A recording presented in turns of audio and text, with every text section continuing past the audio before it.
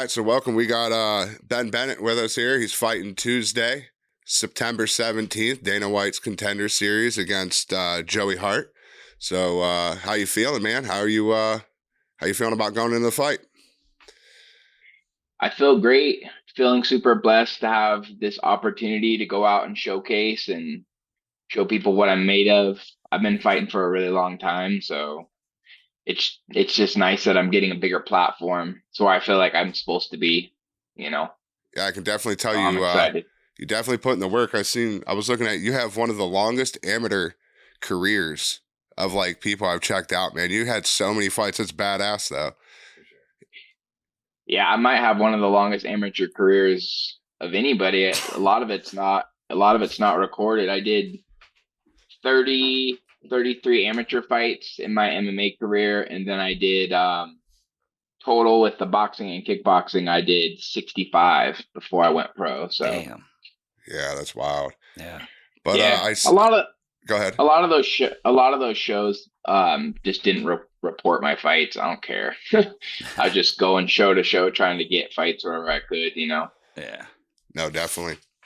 I was watching something where you said you were a swimmer in high school. Yes, sir. That's What transitioned you in from like swimming into like MMA? I wanted to go to college swimming. Um, it was just something super challenging, and I really liked the camaraderie I had with the team in high school, and all my friends were going to college, and that was the goal. I was trying to get my grades up. I was homeschooled, but I transitioned to public school because I wanted to be on a team in public school. I wanted the public school experience. But I was one of the only people in my family to go to public school. We're a big homeschooled family out of Alaska. I started my junior year. My parents split. We're a pretty religious family, so but my parents split ways, and I was just kind of going through it. And I was getting into some trouble, not anything too crazy, just a lot of incidences because I had all my older brothers were moved out.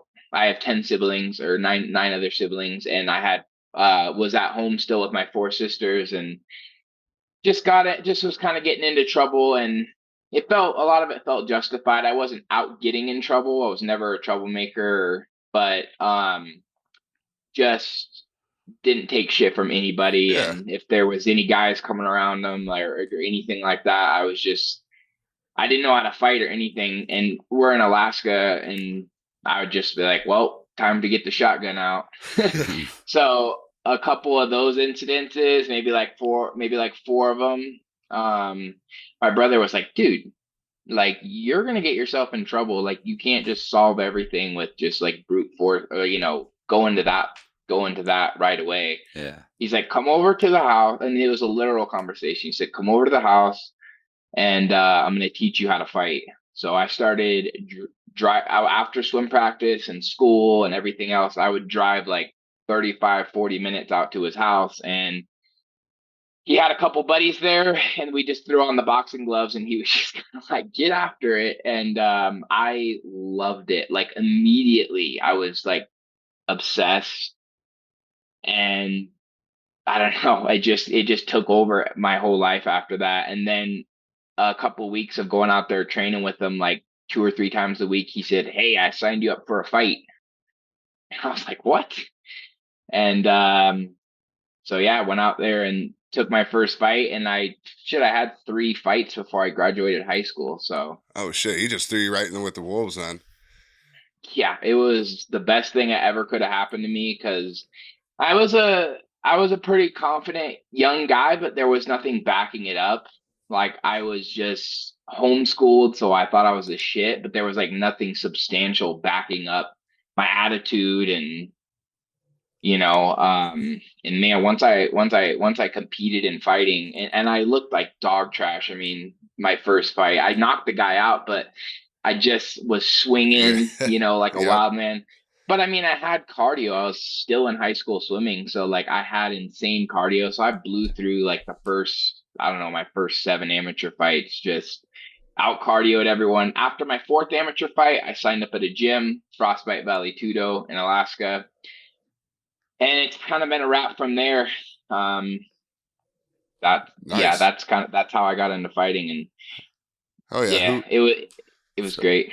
who who do as any MMA fighters that you like watch when you got into it that you kind of like inspired you a little bit or you look up to in a way? Be honest, no, because I was so passionate about swimming that I was just obsessed with like a lot. I was really into that world. And then when I got into fighting, I was really just focused on the local guys, like whoever had the belt at the local promotion. I was looking at that and like, how do I get a main event and things like that. And then around the time that regular fighters are starting to like watch, I didn't really watch a lot of UFC or anything like that.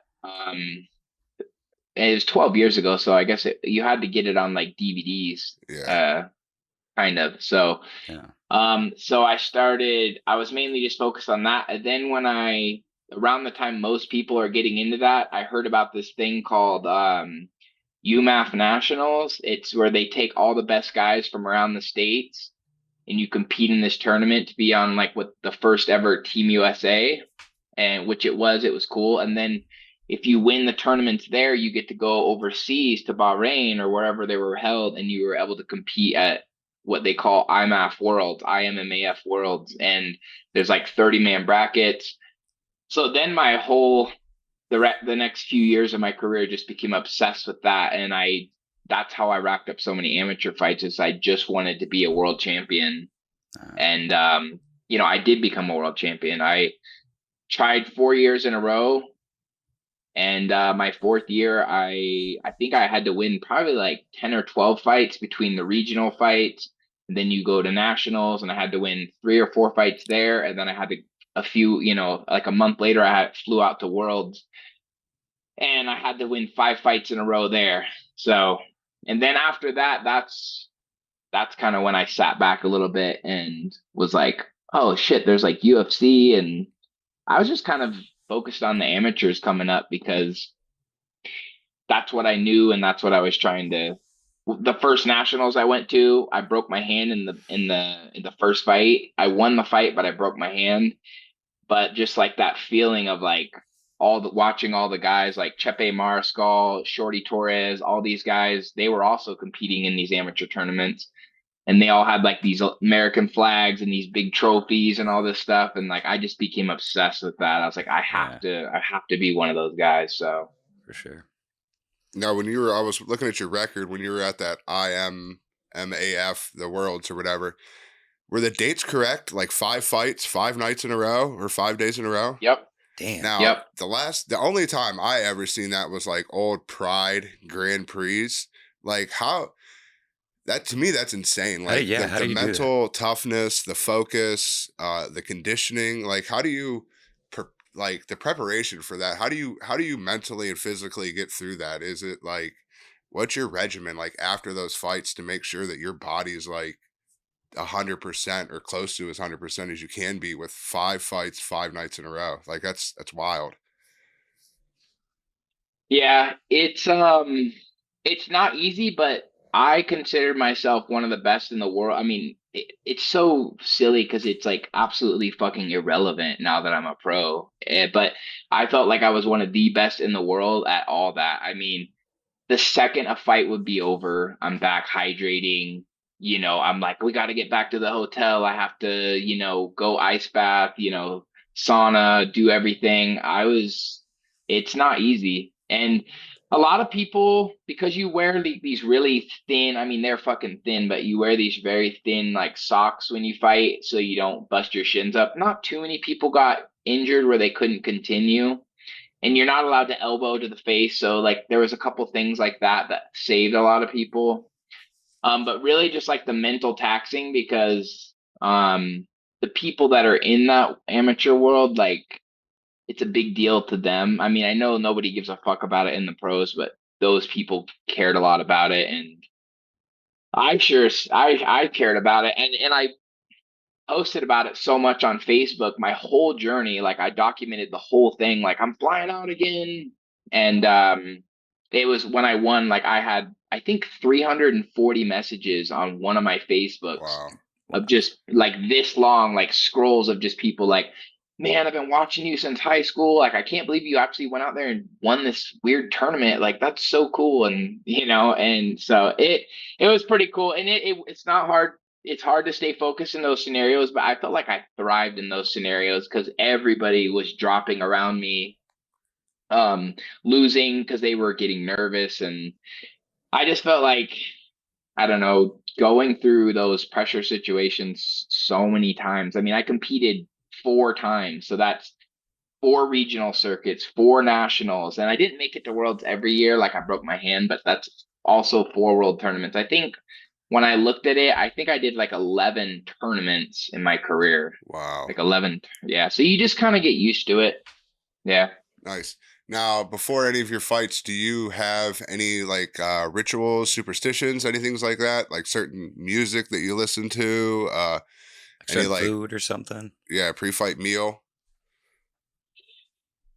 Um, every time, so I'm like really big into like for the last, ever since I won worlds, I kind of learned it around 2017. I've been really big into like something they call presence work, where you are focused on like being present, and part of being present is not like dwelling on the past too much. And if you're doing rituals and things like that, you're kind of like trying to repeat something. And like if you get really into like meditation and presence work, like you constantly have to like not rely on something to like get you there. So I essentially just throughout the camp, whatever I did in camp that worked, like so this was like 11-week camp, all the food and all the little things I did in camp that worked on sparring day to perform, because at our team sparring days it's exactly like the fight. We come in, we warm up, you have your 3 rounds in the cage, everyone's watching, they're yelling at you. So we created that environment like what, 22 times this camp, or probably about 18 times because the last weeks we didn't go as crazy, but about 18 times I got to rehearse the fight. So when I came in and it took a little too much caffeine, it was like, okay, pull back a little bit. Or maybe I ate a little bit too much food that day. I was like, okay, not as much of that. And as far as like rituals and stuff, the only thing I really do is just I like to watch the show The Vikings, and I like to watch The Last Dance. Both of those Okay. shows are really get me in the mood. Like I want to kill somebody, because the Vikings thing is a, like when you're going out to battle, like they really like let go of their whole life, because they're like the next life is what matters. Yeah, You know? Valhalla. Yeah, and when I first started thinking like that, a big thing I do is like when I'm going to a fight, I imagine like I'm in the ranks of a battle, and your only job is to fight the guy that's running across the field in front of you. Because if you're worried about the guy next to you, you know, You're gonna get like killed. you're gonna get killed. And Yeah. if you're worried about the general and he's over there yelling, "Ah, these guys go!" like you're gonna get killed. And like the only thing you can't control is getting hit with an arrow in the eyeball, or that's the only thing you can't control. And in fights, when guys stress about like, what if I get caught with a head kick or a knee or an elbow, like I consider those arrows. Like, you keep your shield up, as you're charging across the battlefield, you can't worry about that because you're dead. So who cares? Like, Yep, you're Yeah, dead. for And sure. getting into that headspace really helps. And then it's like you just have to take out the guy in front of you. The next fight doesn't matter. All of the hype doesn't matter, because that's just like a war. Like if you're on the front lines and you're fighting someone in front of you, you cannot worry about all the things that are happening in the whole battle unless your general says pull back. Yeah. You Yeah, listen to that, but that's kind of like your corners, right? for They're sure. telling you maybe like, so that's kind of my visual. That's kind of like how I view fighting, and it's been working pretty well for me. The last, like, I don't know, since maybe like the last 5 years, I've been taking that approach. Gotcha. During your MMA career, was it when you won worlds that you knew that like when you were like holy fuck, there's like UFC and other things? Is that when you like really knew that this was gonna be your career, or when did you finally realized like, hey, this is what I want to do. This is how I want to make money, and this is how I want to make my living? Was there a certain fight somewhere along the way that kind of put that in your head? That's a good question. So after Worlds, I kind of completed this little task that I spent like 4 years trying to win this stupid tournament, racked up like 65 fights. And I was kind of like in a slump there for a few, maybe like a month, because I just was like, now what? And I got signed to Brave FC when I won Worlds. Like they walked straight over to me and they're like, we want to sign you to Brave FC. So I kind of had that going for me, but I definitely didn't have the drive to, it's like, whatever, it's like, I got to restart in the pros, like from scratch, Yeah. and going out there for your pro debut doesn't feel as cool as like fighting a 5-man tournament and then you're champion of the world. I mean, I went on the internet and it was like on Tapology, it says that I was the #1 amateur in the world. That was the coolest moment ever. Yeah. I was like, oh my God, dude, that is so cool. But so I kind of went through a small slump, and then I started to pick off a few fights, and then I realized one day that the only way to get back to that feeling of being on my path in life is to try to do it all over again in the pros, And I moved out to Colorado, and when I got to Colorado, as soon as I got around like Neil Magny and Gaethje and Usman and Drew Dober and Corey Sandhagen, Nice. I was like, okay, those are what I should be chasing, because like it doesn't matter, like as being the best amateur in the world is like, there's guys that were whooping my ass that had like 3 pro fights, because they train with like guys that are so good. So just pretty much getting in the room with those guys, I was like, okay, reset and refocus, and let's try and chase this shit. Hell yeah. Well, we're gonna hop off MMA here and get to the other type of questions here. So what's your favorite breakfast cereal? Oh man, that is a great question, because you could list a couple, like you can list your top 2 or 3 or whatever, because I know there's a lot out there. Like, what's your go-tos? I think if I'm going to I think it's because there's ones I eat that I'm like, this is so bad for me. That would be good, but sure. I really like Life cereal, and I really like those like really sugary granolas. Okay. Yep. All right. Yeah. And I don't really drink milk, so I use like almond milk, and Life cereal and like the old, like the clumpy giant granolas. Those are my favorite. Pancakes or waffles? Ooh. That is a great question. I think if I'm making it, I'm going waffles. Just like if I have the equipment. I don't know about like Waffle House waffles. But like if you get a crispy waffle, a real thick one, that's the way to go. Oh yeah. Pancakes don't hold, they just can't hold up in that scenario. You got to go waffles on that one. I agree. Yeah, the crunch, man. You got to get that crunch. There you go. For sure. The little even when I cook pancakes, I like kind of try and get that waffle like crispiness to them. Yeah, no. Overcook them for sure. Yeah, a little bit. Yeah. Burgers or tacos? Oh, great question. If it's street tacos, I like street tacos. Yeah. But I like burgers. I get them every time we go to a restaurant. Yeah. Because I feel like burgers are pretty reliable. Yeah. Like you get a burger, you kind of, you know what you're getting, and it's very fulfilling. Sometimes you order tacos and you're just like, what the hell is this? Yeah. Like you got, I was like, this is an appetizer for my burger. For sure. For sure. So definitely burgers. Yes. Thick burgers, huge ones. Yeah. Nice. If you could go, hypothetically, you get there and back safe. If you could go to space or the deepest parts of the ocean, which one are you picking?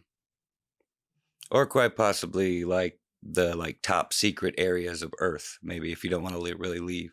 Or go see what Area 51 or go explore Antarctica Okay, or so if something. I had to go explore, I would go see, and there wasn't any captions on. I would see what the hell is in the Antarctica, There you go. because, Me too. dude, there's something going on over there, and it doesn't make any sense. I'm not a flat earther, but so No. many things do not make any sense to me. Yeah, and they So won't I let you really go want to see there. what. Yeah, I want to see what the hell's going on. I don't like the idea of going into the ocean just because it just seems scary as shit. Yeah. You know. No. I'm not a big fan of that. I would want to go to space for sure. I spent so much time in the water my whole life growing up, but Oh, that's true. I'll jump into a lake or something at night and it just freaks me the fuck out. So the idea of going deep in the ocean, just not for me. Good answers. Fuck yeah. Now, with living in Alaska and growing up there, what's the craziest encounter that you had with like a fucking bear or like wolf or some shit? Like you ever had big-ass some moose or something. Yeah, moose, or you ever have some shit happen? So many Nice. scenarios. Yes. There's one time we were goat hunting and a sheep ran right over the top of, or sorry, a bear ran right through the valley where we're at and was knocking rocks off onto us. That wasn't as Ooh. scary. It scared us, but it wasn't as scary because there was no indication that it would attack us. No. But there also, when I was a youngster, there was a bear that came into we just moved to Alaska in like campers. So it was like my 5 older brothers, my 4 sisters, like probably 10 grandkids.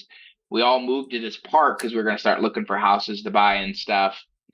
So we were at a trailer park, just we have giant like semis full of all our stuff. We're just trying to get settled. And a black bear was going through the camp and just getting into people's tents and eating their stuff. And apparently, I was pretty young, so it's really vague, but apparently like he kind of like snapped at someone, and my brother was like, screw that, and walked up like 2 feet away from him, shot him in the head with a shotgun. Oh shit. Hey, that's what you got to do sometimes. Yeah. Yeah. You gotta protect yourself. He got in trouble for that though, because you have to get like a permit and shit like that. But they won the case, but he was just like, nah, we're not playing that game.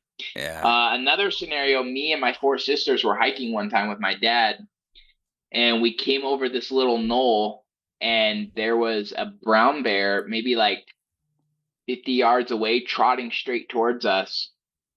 And I don't Holy know. shit. I don't know. Yeah, I don't really understand. Like, we probably could have just slowly walked out of that area, but my dad just didn't even think. He just rolled his 30-06 off of his shoulder and just bing, boom, just shot it. Fuck. I mean, when I'm an adult thinking about it, I'm like, dude, he has 4 of his young kids with him. Absolutely. Like, fuck that. But when I was younger, I was like, bro, we can just walk this way and get out of here. But No, I mean, for the trees, the thickets and the trees were so thick that we came over this knoll and this thing's just trotting towards us. Yeah, And my dad was you just don't like, understand fuck that. those things can get on you like that. Oh, too. yeah. You don't They're not have slow. like his split second reactions. Like that's it. You have to either shoot or you're fucking running because that bear can get on you so quick. Yeah, dude, bears are scary. That's the scariest thing on the planet to me, is a fucking like Kodiak grizzly or something. Yeah, it could have been a black bear, but it was pretty brown because it was in the middle of summer. Yeah. I don't know for sure, but yeah, it was trotting straight towards this big old thing. Fuck. And like I say, he was just rolled his shot rifle off of his shoulder and just went boom, shot it, one shot, dead. It's like, damn. Badass. Yeah, my brothers and my dad, I was a little younger for a lot of the crazy hunting stories, but man, they were badasses. They get mooses every year. That's sweet. Like, there was so many animals available when I was growing up, when I was maybe like 13. They would go out and they call it road hunting. They just drive real slow up the road, up the highway, and just watch for moose crossing the road. And every year they would bring home 2 or 3 moose, and they just shoot it, gut it in the bushes, pull the truck down, throw it in the back, bring it up, and then me and all my sisters and all the siblings and all the wives of everyone, they would just sit there and chop up the meat and package it and throw it in big deep freezers, and they'd go out and get another one. Shit. I mean, that feeds crazy. the village at that point with that many moose. Oh yeah. So you've eaten there a were lot so of that many stuff. of us. Oh yeah, I grew up eating like a ton of moose meat, caribou meat. What's your favorite? The best meal I ever had was my brothers went caribou hunting and they came back with like I think 8 caribou or 7, maybe like 6 or 7 caribou, and they came back and they were skinning them and they were processing all the meat and stuff. But they grabbed the whole rib cage from a caribou and there was a fire and they set it on top of the fire. Wow. Like the rib cage is like this on top of the fire, and Yeah. they put stuff on it. I swear it was the best ribs I ever had in my life. I believe it. By far, just amazing. That's cool. Not a big fan of sheep meat though, by the way. Not a big fan of sheep meat. Okay. Goat meat. My family got a lot of goats and sheep too, though. I mean, they love hunting, man. Like hunting, fishing, any of that. They're really big. That it's like the whole September 1st or whatever the hunting season opens. It's like nobody's working, nobody's doing anything. It's like we're hunting, and they prepare for it for weeks. They got all their trucks and they're sighting their rifles, and it's a whole thing. No, that's cool. So what did you get into? It sounds like you're not really that into hunting and fishing as much as them. So it's not that I'm not, I was, it's just that you got to think like I have 5 older brothers and 2 older sisters. So there's kind of a pecking order of like who gets to shoot what. So it's like my oldest sister had to shoot her first moose, and then my second sister that she wants to get her first moose. So by the time it kind of came down to me, I was like kind of getting into fighting and just kind of doing my own things in life. And also it wasn't as cool to me because it was just part of life. Yeah. You know? Yeah. No, I get it. That It's makes like sense. someone's like, you ever go to that waterfall? And it's like, I grew up next to it. Like, not really, you know? Yeah. But of course I wish I did more of it as I got older and looking back. But I was a part of a lot of hunts, you know, they shoot moose, shoot bear, whatever. So I was there for a lot of it. Just, there's normally somebody in the line pulling the trigger, you know? Nice. Gotcha. So what do you do now? Yeah. What do you do now outside of like training and MMA and to kill time? Do you have any activities? Do you video game, basket weave? Like, I mean, do you do anything?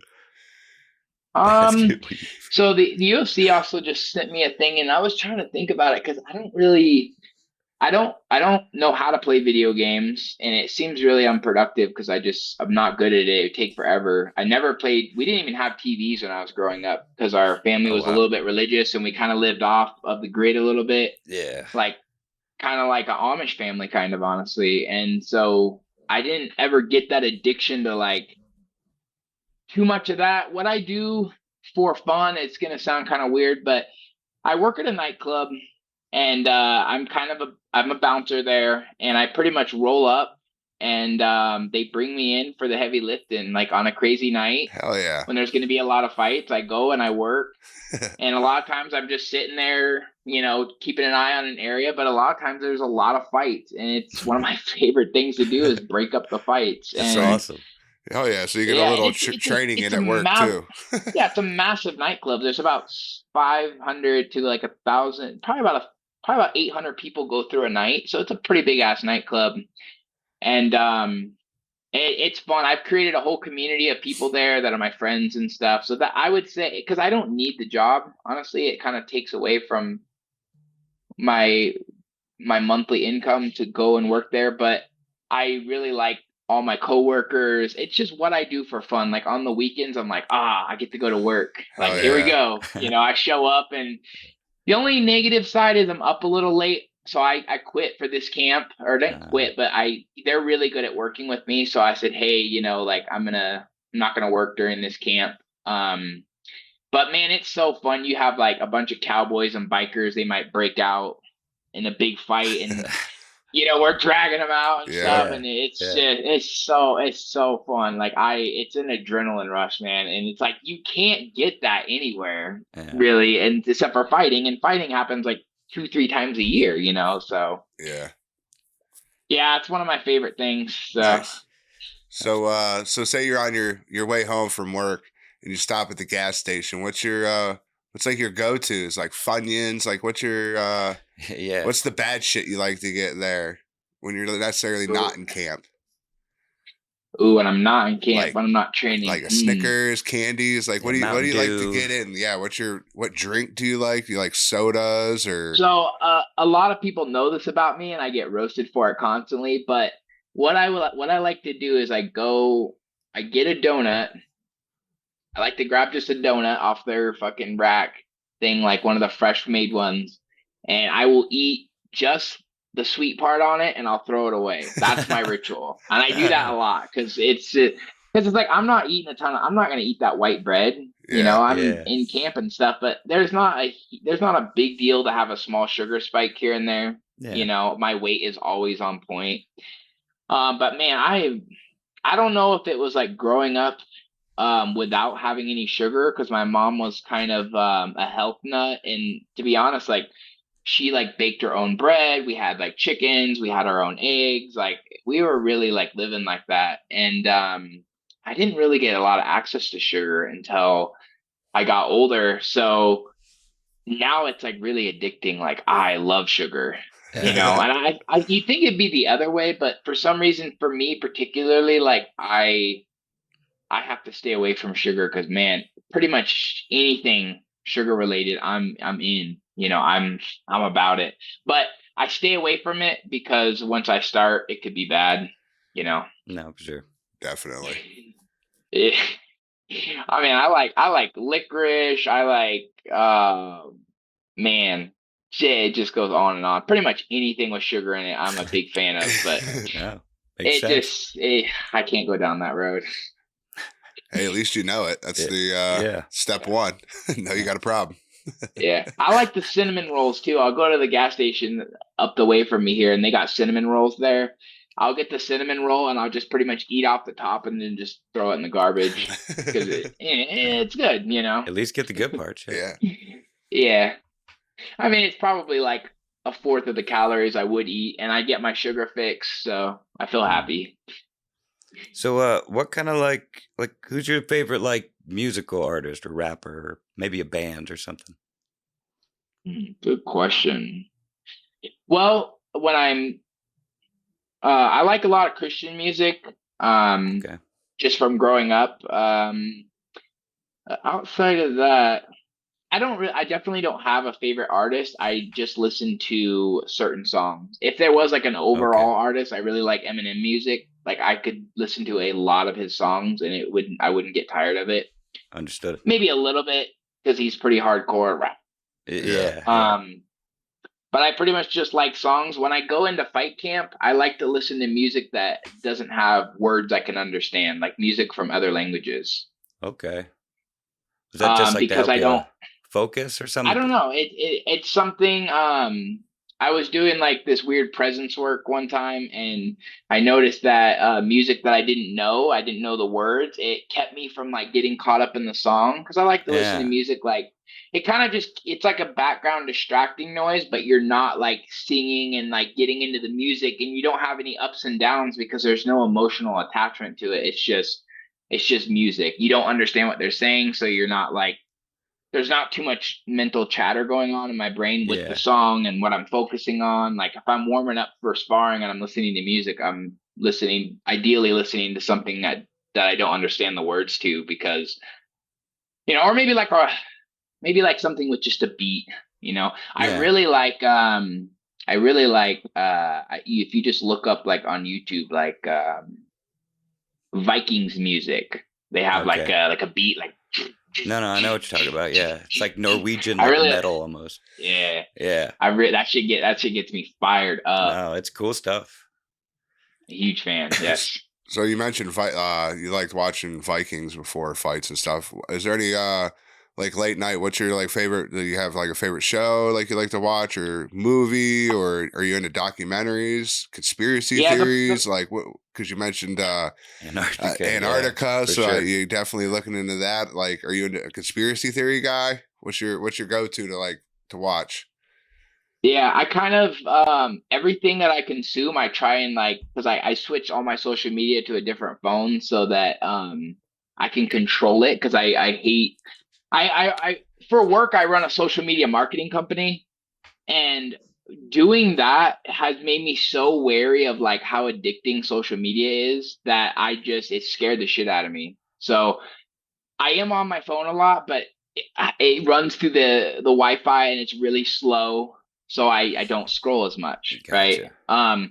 And as far as like TV shows, I have like different categories I like to listen to. So or to watch. Always Sunny in Philadelphia is one of Nice. my Yeah. favorite I shows. love Always Yeah, Sunny. that's a great one. Yeah.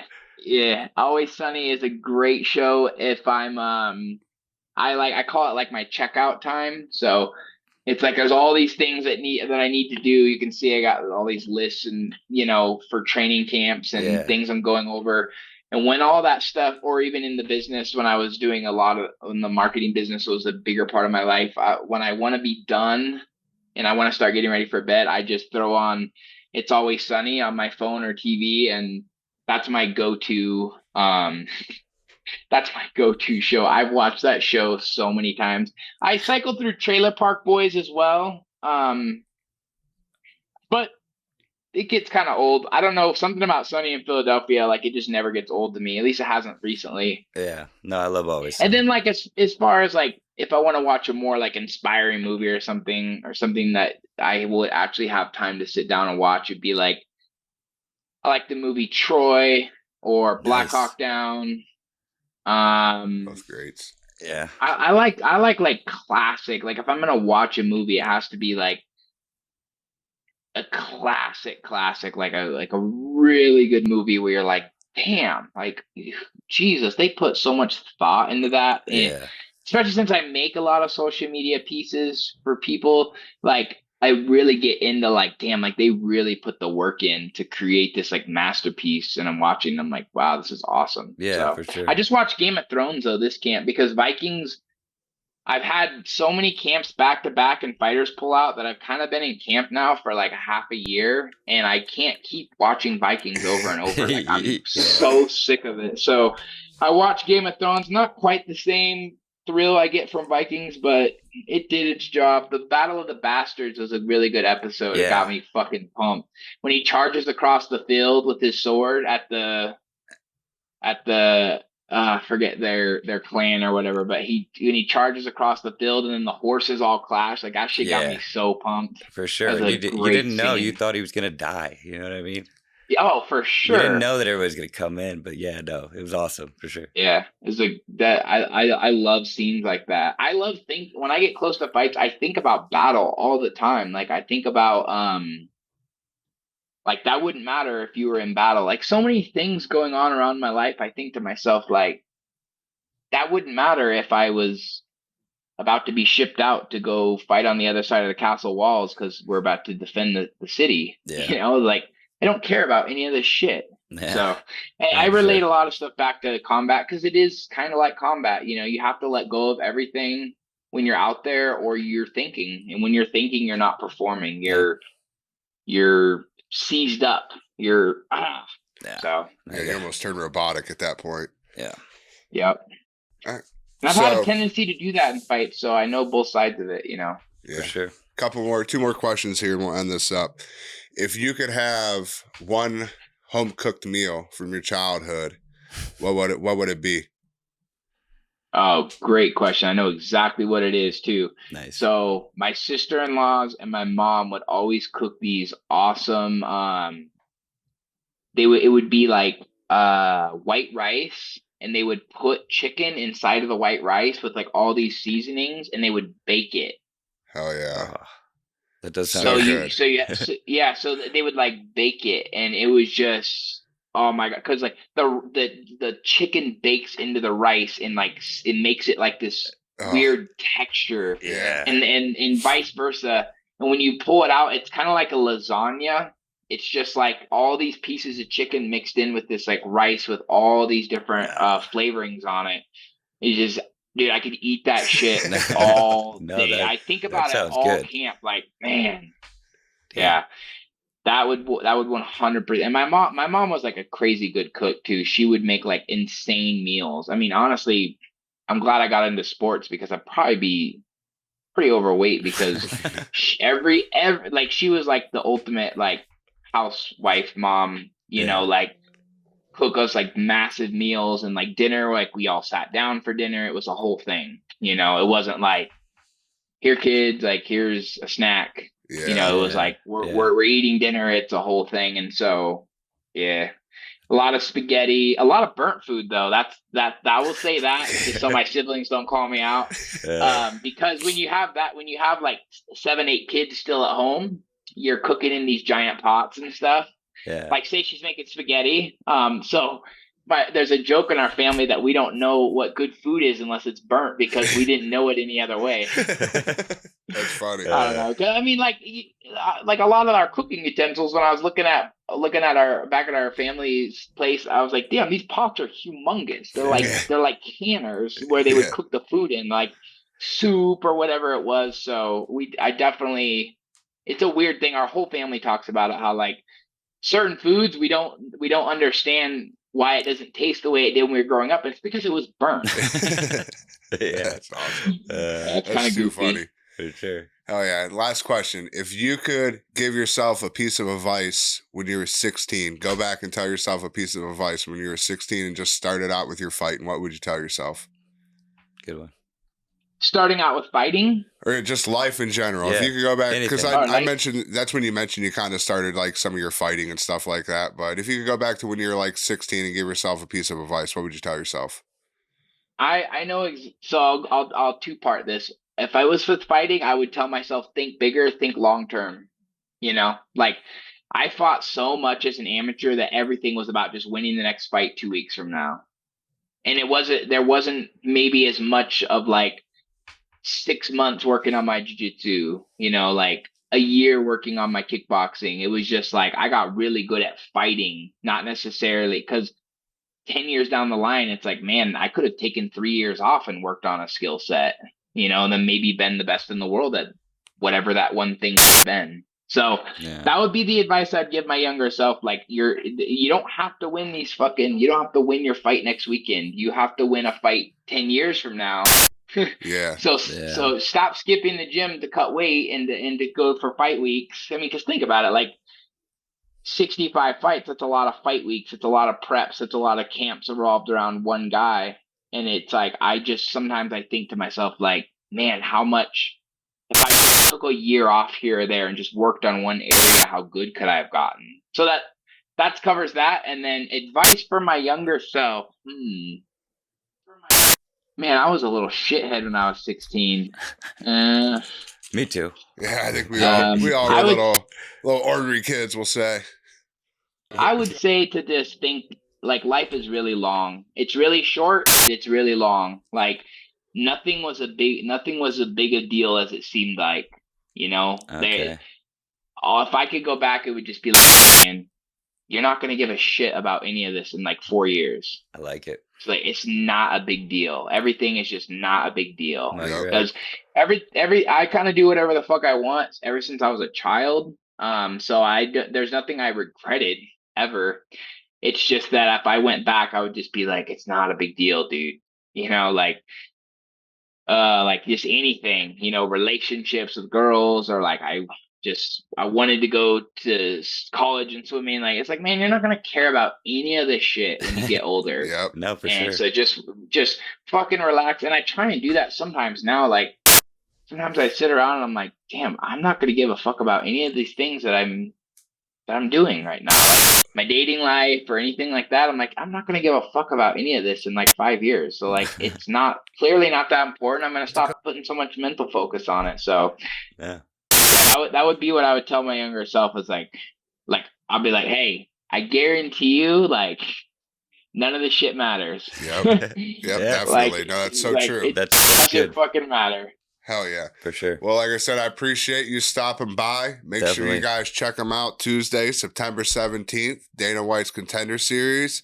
My man's going to fucking rock this shit out of the world. We're going to see him in the UFC, and he's going to be taking it over. So appreciate you stopping by. We'll link your shit down below so everyone can find you. And anything you want to leave everybody with? No, I would just say, look out for me. I'm on the come up. I'm gonna continue to do what I've always done, and that's just go out and perform and I just have to constantly keep doing what I'm doing, and your guys are going to hear more and more people are going to hear about me and see me. So the earlier you start the journey, following along the journey, the more special it'll feel when I'm in some of those bigger level fights. For Fuck sure. yeah. Well, we appreciate it. It'd be an honor to have you back again after you get this W and talk to you again. And Absolutely. yeah, have yourself a good night, man, and best of luck. Yep. All right. I'd love that. Yeah. Appreciate it. You guys have a good one. Yep, you too, man. Take care.